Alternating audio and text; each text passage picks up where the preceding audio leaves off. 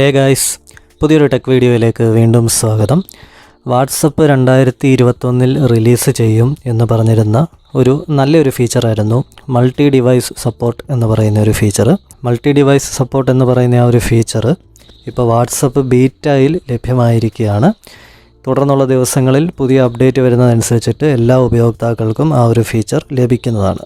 അപ്പം ആ ഒരു ഫീച്ചർ എങ്ങനെയാണ് നമുക്ക് ലഭിച്ചു കഴിഞ്ഞാൽ നമ്മളുടെ ഫോണിനുള്ളിൽ വാട്സപ്പിൽ ഉപയോഗിക്കാൻ പറ്റുന്നത് എന്നുള്ളത് ഈ ഒരു വീഡിയോയിലൂടെ ഒന്ന് നോക്കാം. അപ്പോൾ വീഡിയോ കാണുന്ന എല്ലാവർക്കും എൻ്റെ യൂട്യൂബ് ചാനലിലേക്ക് വീണ്ടും സ്വാഗതം. പുതിയ ടെക് അറിവുകൾ നിങ്ങൾക്ക് എത്രയും വേഗം ലഭിക്കാനായിട്ട് ഈ ഒരു ചാനൽ സബ്സ്ക്രൈബ് ചെയ്ത് ഉപയോഗിക്കുക. തൊട്ടടുത്ത് കാണുന്ന ബെല്ലൈക്കണും കൂടെ എനേബിൾ ചെയ്ത് അതിൽ ഓൾ എന്ന് പറയുന്ന ഓപ്ഷനും കൂടെ സെലക്ട് ചെയ്യുകയാണെങ്കിൽ ഞാനിതുപോലെ അപ്ലോഡ് ചെയ്യുന്ന എല്ലാ വീഡിയോസിൻ്റെ നോട്ടിഫിക്കേഷൻസ് ഫോണിനുള്ളിൽ ലഭിക്കുന്നതായിരിക്കും. ഇപ്പോൾ ഈ ഒരു സ്ക്രീനിൽ ഞാൻ എൻ്റെ വാട്സപ്പ് ഓപ്പൺ ചെയ്യുകയാണ്. ഈ ഒരു വാട്സപ്പ് എനിക്ക് മറ്റ് ഡിവൈസുകളിൽ, എൻ്റെ ലാപ്ടോപ്പിൽ, ഡെസ്ക്ടോപ്പ് ഡിവൈസിൽ, ടാബിൽ ഒക്കെ ലഭിക്കണം എന്നുണ്ടെങ്കിൽ നമുക്ക് ചെയ്യാൻ പറ്റുന്ന കാര്യമെന്ന് പറയുന്നത്, നമ്മളുടെ ലാപ്ടോപ്പിനുള്ളിൽ നമുക്ക് വാട്സപ്പ് വെബ് എന്ന് പറയുന്ന ഒരു ഫീച്ചർ ലഭ്യമാണ്. അപ്പോൾ അത് ബ്രൗസറിനകത്ത് നമ്മൾ വാട്സപ്പ് വെബ് എന്ന് പറഞ്ഞ് സെർച്ച് ചെയ്ത് കഴിഞ്ഞാൽ ഇതുപോലൊരു പേജിലേക്ക് വരും. ഇതിൽ ഈ ഒരു ഓപ്ഷൻ സെലക്ട് ചെയ്യുക. അപ്പോൾ ഇവിടെ ഒരു QR കോഡ് നമുക്ക് കാണാനായിട്ട് സാധിക്കുന്നതാണ്.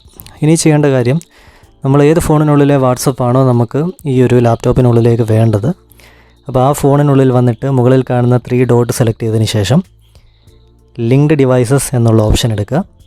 ലിങ്ക് എ ഡിവൈസ് എന്നുള്ള ഓപ്ഷൻ കൊടുക്കുക.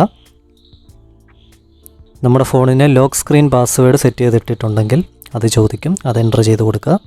അതിനുശേഷം നമ്മുടെ ആ ഒരു ലാപ്ടോപ്പിൽ വന്നിരിക്കുന്ന ആ ഒരു QR കോഡിനെ നമ്മളുടെ ഫോണിലേക്ക് നമ്മൾ ക്യാപ്ചർ ചെയ്തെടുക്കുക.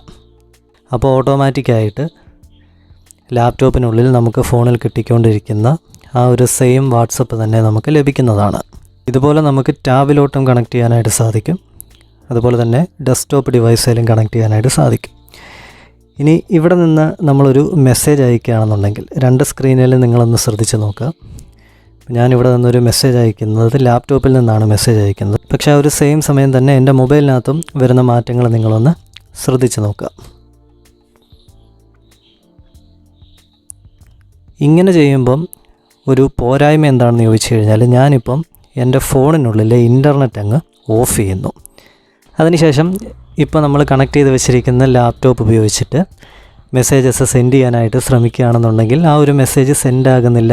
ഇവിടെ ഒരു നോട്ടിഫിക്കേഷൻ വന്നിട്ടുണ്ട്. അതായത് ഫോണിന് ആക്റ്റീവ് ഇൻ്റർനെറ്റ് കണക്ഷൻ ഉണ്ടോ എന്ന് ചെക്ക് ചെയ്യാനായിട്ടാണ് പറയുന്നത്. അപ്പോൾ നമ്മൾ ഏത് ഫോണിലെ വാട്സപ്പാണോ നമ്മളുടെ ലാപ്ടോപ്പിലോട്ടും ടാബിലോട്ടും ഡെസ്ക്ടോപ്പിലോട്ടും ഒക്കെ എടുത്തിരിക്കുന്നത്, ആ ഒരു ഫോണിനകത്ത് ആക്റ്റീവായിട്ടുള്ള ഒരു ഇൻ്റർനെറ്റ് കണക്ഷൻ ഉണ്ടെങ്കിൽ മാത്രമേ ഈ ഒരു കാര്യം ഇവിടെ വർക്ക് ചെയ്യത്തുള്ളൂ. അപ്പോൾ ഇതിനൊരു പരിഹാരമാണ് മൾട്ടി ഡിവൈസ് സപ്പോർട്ട് വരുന്നതോടുകൂടി ആകുന്നത്. അതായത് ഒരു ഫോണിൻ്റെ വാട്സപ്പായിരിക്കും നമ്മൾ ഈ പറയുന്ന മറ്റൊരു ഡിവൈസിലേക്ക് എടുക്കുന്നത്. അപ്പോൾ ആ ഫോണിൻ്റെ നെറ്റ് ഓഫ് ആണെങ്കിൽ കൂടി വൺസ് നമ്മൾ QR കോഡ് സ്കാൻ ചെയ്ത് നമ്മളുടെ മെഷീനകത്ത് ഉപയോഗിക്കുകയാണെങ്കിൽ, ഇപ്പോൾ ഇവിടെ ഈ സെൻഡ് ആകാതെ കിടക്കുന്ന മെസ്സേജസൊക്കെ ഉണ്ടല്ലോ, ഇതൊക്കെ നമുക്ക് സെൻഡ് ചെയ്യുമ്പോഴത്തേക്കിന് ഡെലിവർ ആകുന്നതായിരിക്കും.